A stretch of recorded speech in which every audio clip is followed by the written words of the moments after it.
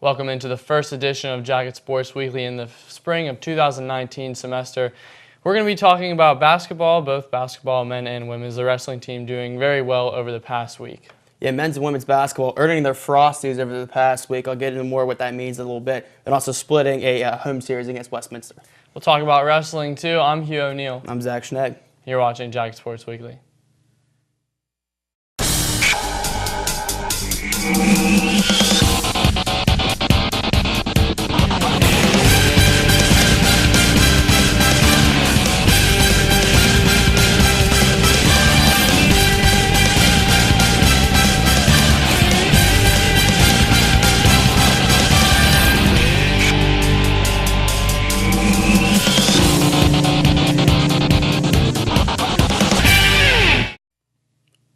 Starting with men's basketball, the men's basketball team falling this past Saturday to Westminster at home at the Rudy Marissa Fieldhouse, 89-78. And Hugh, Westminster did pretty well from the field, shooting 54% and out rebounding Waynesburg 36-26. Waynesburg just really had no answer.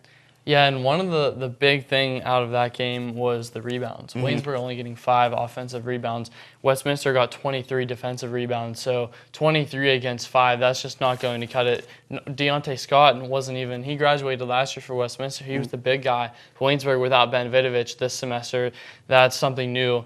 So Aaron Novad stepping into that role. So not really that big, tall guy, that 6'7" frame for the Waynesburg team. Yeah, you lose 2 to 3 inches with Aaron Novad. Also, this be an experience factor as well. You kind of rely heavily now on Jake Doherty, who's actually done pretty well doing the transition from football to basketball. And also Nate Gearhart, usually a spot-up shooter from the corner for three-pointer.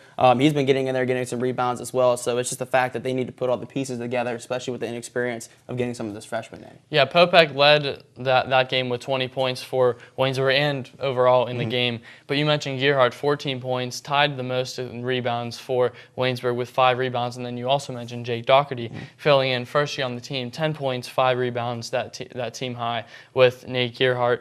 And something on the other side, Westminster, Austin Armwood, the great player, he scored his 1,000th point. So that's just another note there. But switching on to another game, last Wednesday, Waynesburg was able to defeat Chatham 85-76, and Waynesburg was 50% from 3. The Westminster game was pretty good there. So they're starting to get a little bit better, like you mentioned, with Doherty and Gearhart getting some more time. And that's something to note moving forward, that hopefully if Waynesburg continues to shoot that well, they can clean up the other facets, such as offensive rebounding, and it'll just be a little bit better. And you know, it's the fact of the chemistry factor. Everybody on this campus knows that the men's basketball team probably has the most chemistry on this campus as far as everybody. So once you bring those pieces together, they can do very well. They shot 55% from the field, in that game. Did very well. If they can play like that for the rest of the year, they might make a good push in the PAC playoffs. Now switching to the women, talking about making a push on a 2-game PAC win streak, and those 2 games against Chatham and Westminster. And that Westminster game, Zach, it was a push. 93 points for Waynesburg, the most by far points scored for this season, only allowing 65 to Westminster. Andrea Orlowski, 25 points, 14 rebounds. She has a double-double back-to-back games. And then Brooke Fuller, double-double for 3 straight games. So she's stepping in to Addie Knesser, nowhere near what Addie was, but hopefully in the future, in the next 4 years, we can see her get to there. And we were just talking about the experience factor, like we just talked about with men's basketball. It'll come. Just give the women's basketball team a little bit of time, and they can really be a close-knit group. As we talk, Andrea Orlowski, 25. They had 5 players in double digits. Orlowski with 25, Joyce with 13, Porter and Fuller with 12, and Castrol with 15. Casey Castrol, that's a name we really haven't said that much over the past season. The freshman getting some more time in. Did very well in this game and with an absolute offensive blowout against Westminster. And that's good. Those are 15 points coming straight off the bench. And that's something that really Coach Jones does a great job of mixing everyone in, so not every single player is really fatigued, that gets everyone in.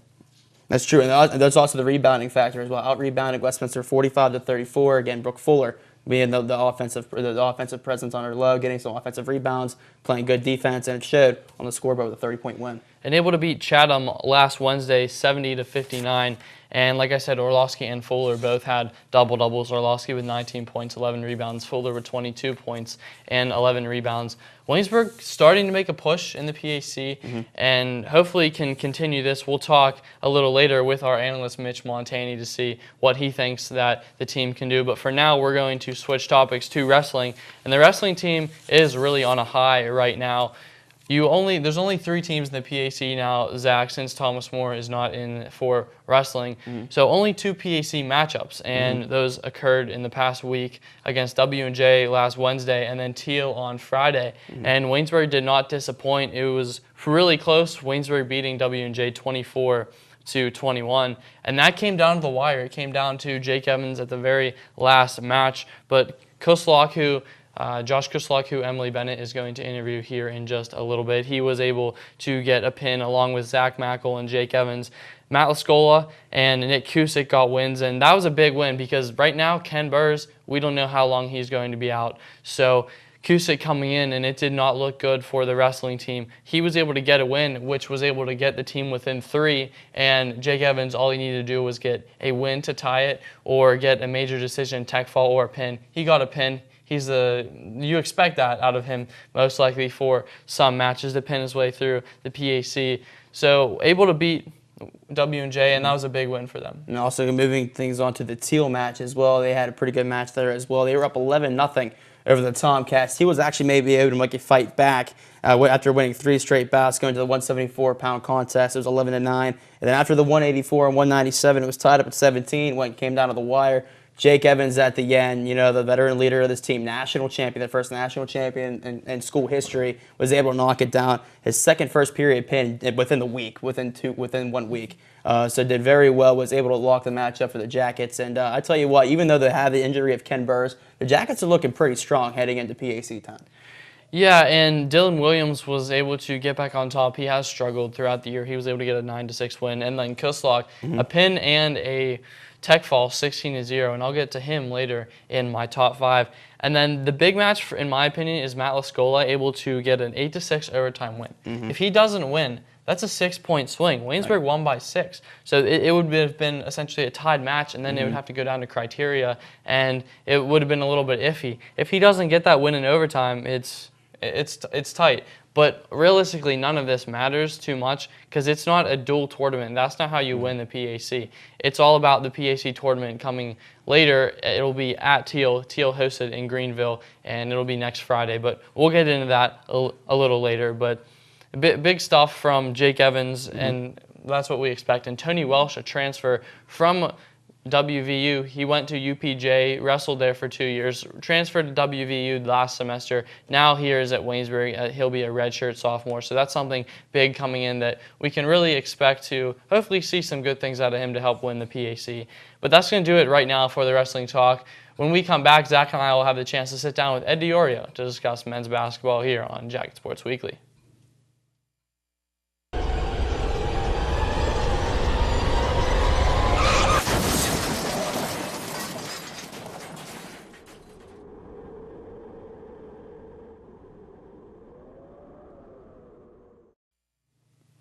Back here on Jacket Sports Weekly with our in-house men's basketball analyst, Ed DiOrio. Ed, the men's basketball team going 1-1 this past week. Big matchups coming up with Geneva coming up on Wednesday. Absolutely, Jack. And they played up to their competition when it came to the Chatham game. They went into Chatham and defeated the second-best team by record in the PAC. And that was a huge win. But then they come back on Saturday and at home lose to a Westminster team that they went on the road and beat without arguably their best player in Matt Popek. That's really something that you cannot have happen. And it's something that the Yellow Jacket team has been trending with all season. They've lost to teams such as Bethany. They've lost in just those worst teams. Bethany only has 1 PAC win. You know who it is? It's us. So it's just you can't have things like that happen. You can't lose at home to Westminster the way you did. I mean, think about it. In that Westminster game, they were up by 8 with under 2 minutes to go. They went into the half down by 11, and then they tied the Titans at 46 in the second half, so there was just no leeway there. So the Titans ended up winning by that same tally of 11. But in that Geneva game that they've already played, and they lost at the Golden Tornadoes home gym, Popek didn't play in that game. But also Popek didn't play in the game that they beat Westminster at Westminster.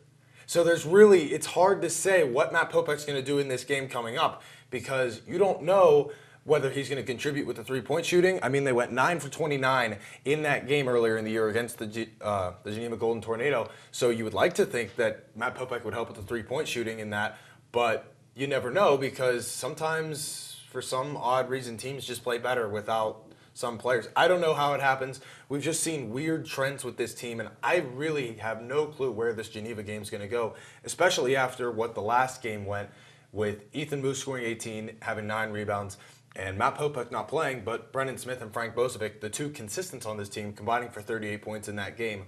So it's really, really hard to tell what we're going to see Wednesday night. So the team is 2-8 since the fall semester ended, 2-6 in the PAC. Like you mentioned, beat W&J but lost to St. Vincent, Teal, Bethany, and Grove City. So the pack is pretty much like you can win. Like Waynesburg is only a couple games back from second place.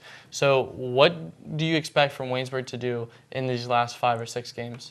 Well, Hugh, I think they have to stay within themselves. And you know which team does that the best in the PAC? In my opinion, it's Geneva. Here's my point. Geneva's the worst three-point shooting team by percentage in the PAC. They've shot 81 for 275. Waynesburg's second worst in three-point percentage. You know what they've shot? 136 for 442. That's almost double in both categories. Waynesburg needs to pull back, know what they do. Go inside to Brendan Smith. Go inside. Use Aaron Novat a little bit more. Try to get the freshman a little more experience, a little more activity in not only the offense. Don't make him just a defensive guy. Get him involved a little bit. If they can push inside in the mid-range game, I think they have a much better chance against this Geneva team that doesn't really kill you with the three. So it's going to be a back-and-forth game from the two-point range. And upcoming in their schedule in the conference, they've got W&J, who they beat once, at St. Vincent, Teal, and at Bethany. I think if you can go 3-1 that stretch, Waynesburg is almost guaranteed a playoff spot in the PAC. Thanks, Ed, for your insight. As always, we'll look forward to talking to you for the rest of the semester for basketball. When we come back, we'll have Dakota Kiefer in studio to talk women's basketball here on Jacket Sports Weekly. The average text takes your eyes off the road for nearly 5 seconds.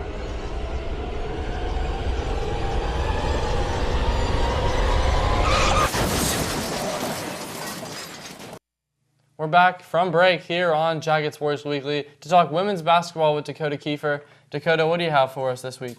Well, the women's team is playing very good at the moment. They've won 3 of the last 4 games, and coming into their January 16th matchup against Bethany College, they were 3-10. And now they're moving on. They've beat Westminster now.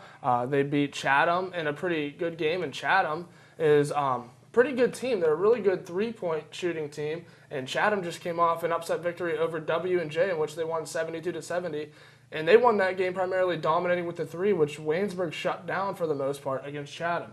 So Waynesburg really coming into their own, and a lot of this, in part, is due to the dominance of the younger players on this team. Andrea Orlowski, yeah, she may not seem like a younger player at this point, but she's still a sophomore, and she looks like by far the best player on the team, and looks like maybe one of the best players in the PAC. Brooke Fuller, 3 consecutive double-doubles, and then Orlowski and Fuller, 2 straight double-doubles that they've had in the same games in Chatham and Westminster. Westminster, they absolutely dominated, putting up a season-high 93 points. That game was close in the first half, but in the second half, it wasn't very competitive. And I think moving forward, there's a lot of things you can look forward to, but I think this is a team that may have a home playoff game. You look, they have Geneva. Geneva's not very good, winless in the conference. Waynesburg dominated them the first time. Teal beat Waynesburg the first time, but Waynesburg is a lot better than they were when they played that time around. I think Teal's a game they should win as well.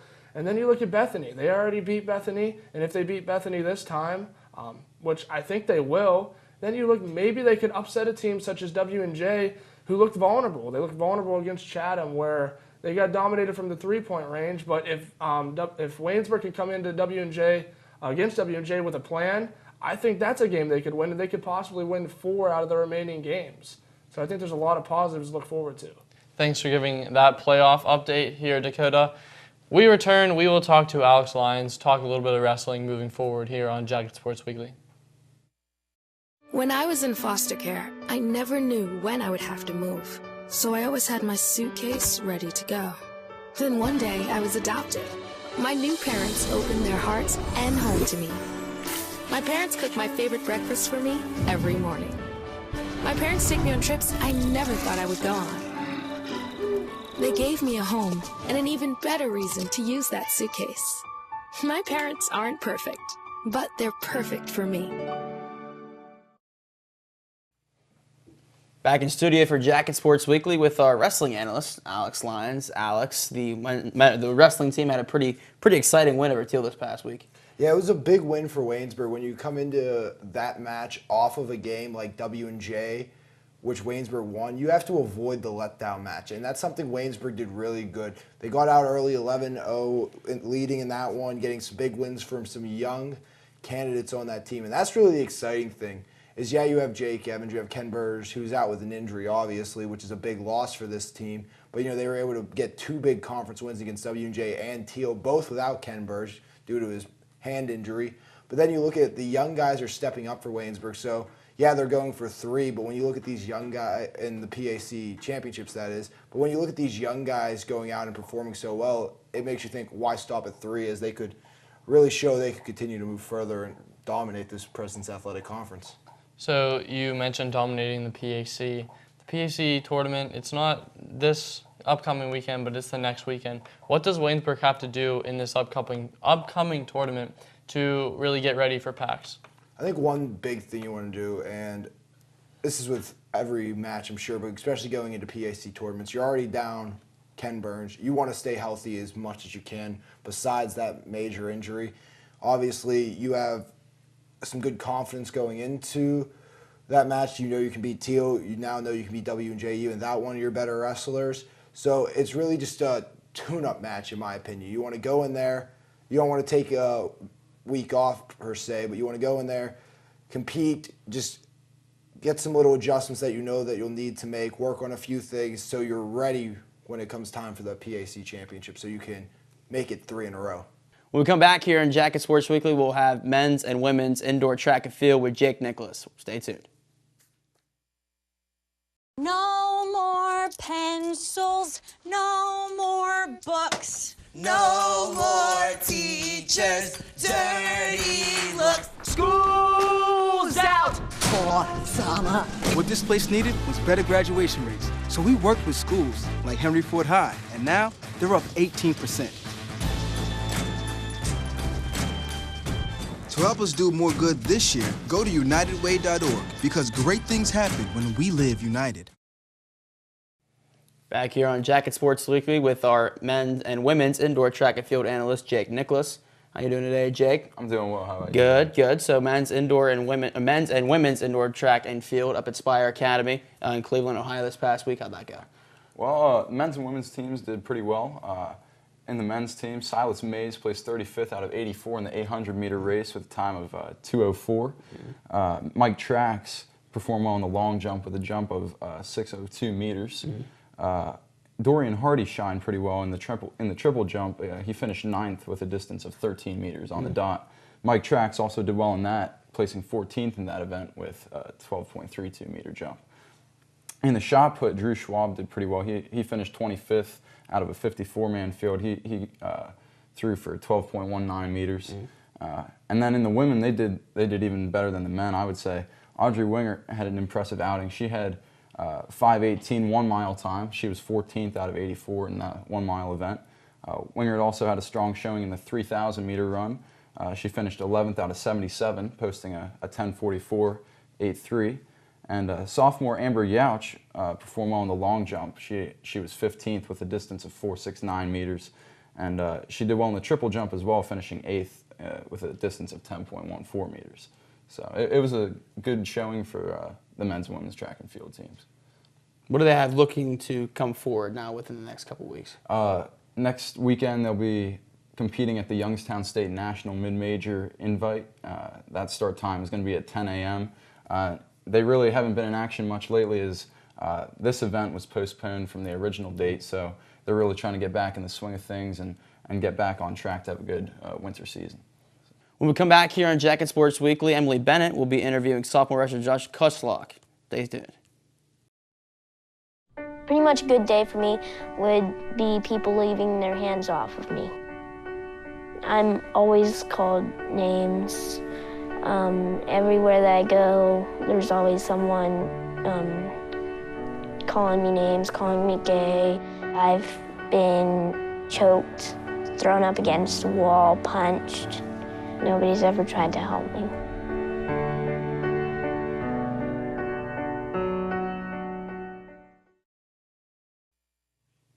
Welcome back to Jacket Sports Weekly. I'm Emily Bennett here with Josh Kuslock. Thanks for joining me. Now, you got a big taste of wrestling with a very successful freshman season. So how did you kind of prepare coming into sophomore year?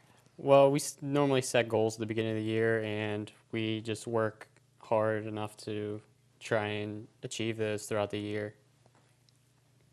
And I guess that's the way our practices are structured too, is just try and get as far as we possibly can.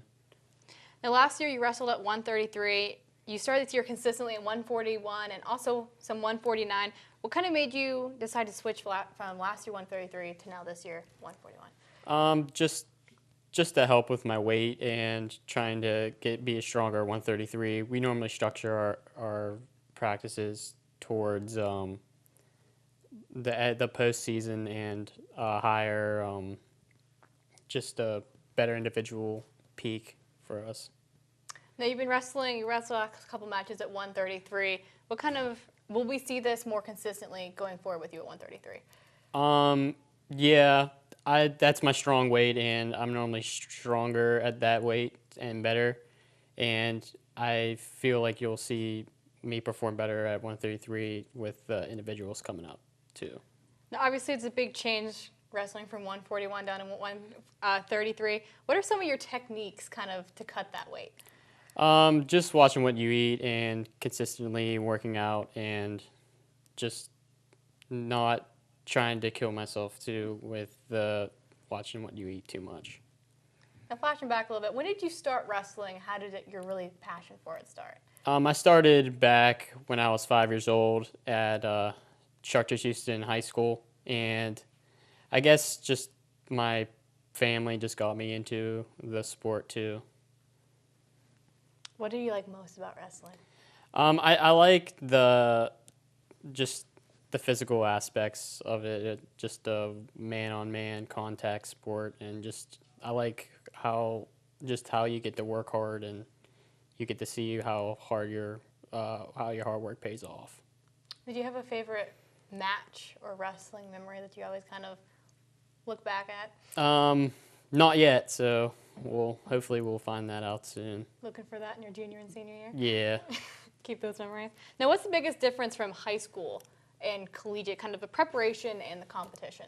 I think the biggest difference is, I'd say, just academically and more freedom to train, and it's more on your own in college as opposed to high school. Now, obviously, Waynesburg has been known for the past couple of years to have a really strong wrestling program. What kind of brought you to Waynesburg and want to be a part of this team? It had the major I was looking for, and I just wanted to wrestle as much as I possibly could and just compete, and I felt like this was a place for me. Now, how hard is it to kind of balance that, the school and academic career, but also having a collegiate sport? With the proper routine and hard work, it's manageable. Anyone can really do it. So I feel that I've been pretty successful too with my routine and all that. So what are some of your personal goals for the rest of this season? Mainly just to make it to nationals and see what happens from there. Now, how about as a team? What are you guys really looking to accomplish this season? This year we're looking to try and repeat PAC championship again for the third year in a row. So you got after this year, you got 2 more years ahead of you. What do you really want to see yourself accomplish during your whole kind of career here at Waynesburg? Ultimate goal is at least getting on the podium at nationals at some point, hopefully this year. Now, what do you need to do to really prepare to get yourself to that point? Just working extra, and even whenever I'm working hard too, work as hard as you possibly can, and just trusting the process that our coaches are putting forth for us. Now, kind of wrapping this up, what kind of food do you really crave during the season when you're trying to cut weight? I'd say chocolate, candy, all sorts of junk food, anything with sugar in it, pretty much. But you have to manage and not have that at all. Well, thanks for joining us, Josh, and of course, good luck the rest of the season. But we come back, Hugh and Zach will have your Waynesburg University top 5 athletes of the week. Stay tuned.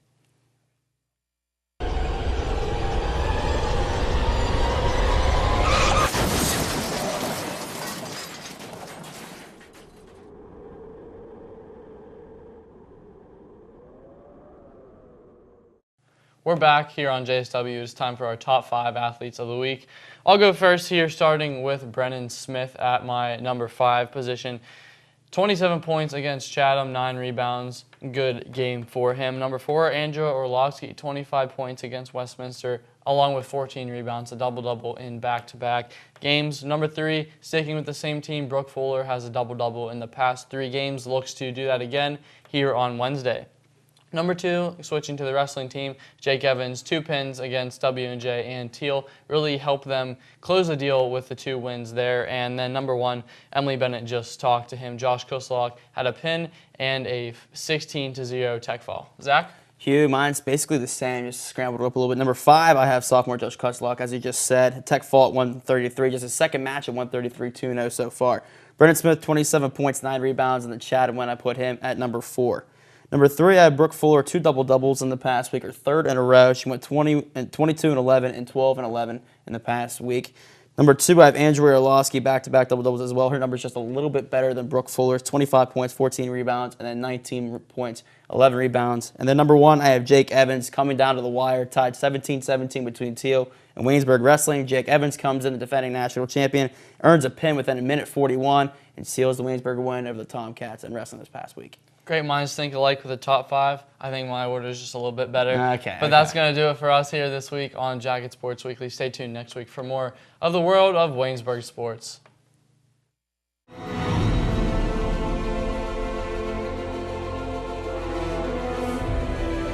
This has been a production of Waynesburg Community Television.